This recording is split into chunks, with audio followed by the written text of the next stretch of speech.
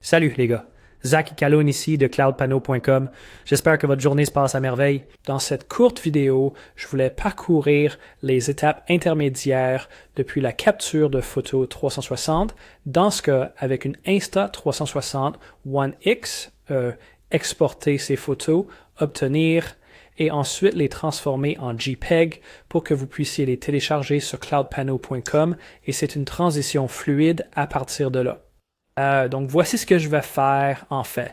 Je vais juste passer lentement en revue et c'est un peu une vidéo ennuyeuse, mais vous n'aurez à la regarder qu'une seule fois et vous connaîtrez le processus après cela.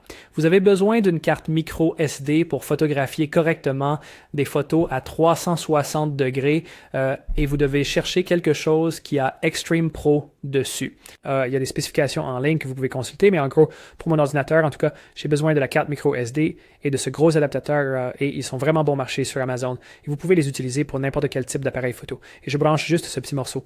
Je le retire de l'appareil photo, je le branche dans ce gros adaptateur et je le branche dans mon ordinateur et il le reconnaît très rapidement. Donc, ce qui se passe, et je vais descendre ça sur mon ordinateur, j'ai plusieurs écrans ici. Ce qui se passe, c'est que lorsque vous avez cette carte SD et que vous faites défiler jusqu'à votre appareil photo ou dans, je suis désolé, le dossier de cet appareil photo qui a été créé automatiquement, vous verrez des fichiers comme ça.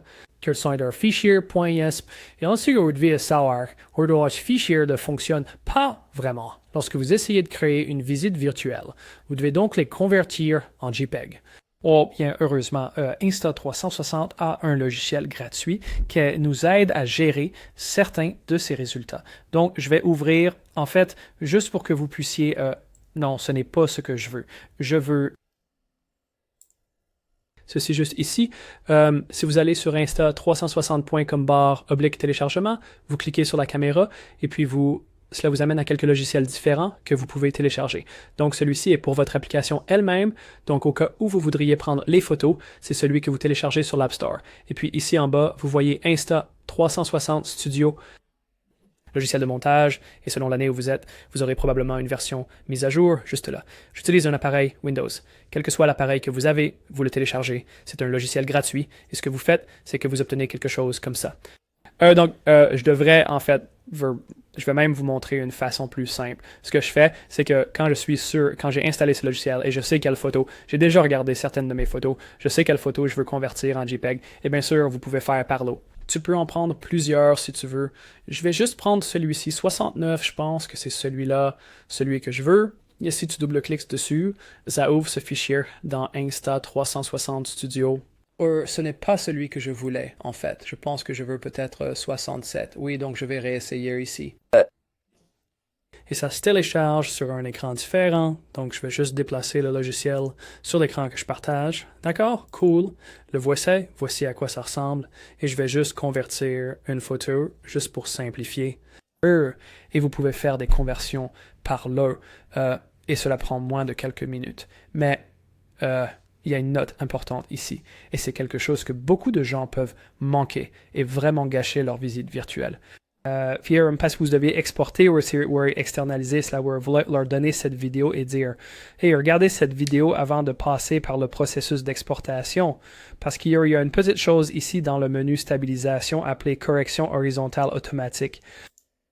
Et si vous regardez et que je clique dessus, je l'active, je veux m'assurer qu'il y a une coche dessus, car cela garantit que vos photos 360 sont horizontales. Sinon, elles auront un léger angle et cela va distraire de l'expérience de visite virtuelle. Je sais que beaucoup de photographes sont très, très pointilleux pour s'assurer qu'ils sont verticaux. Alors si vous n'avez pas cela coché, alors vous allez avoir un problème. Donc, c'est le réglage que vous devez surveiller.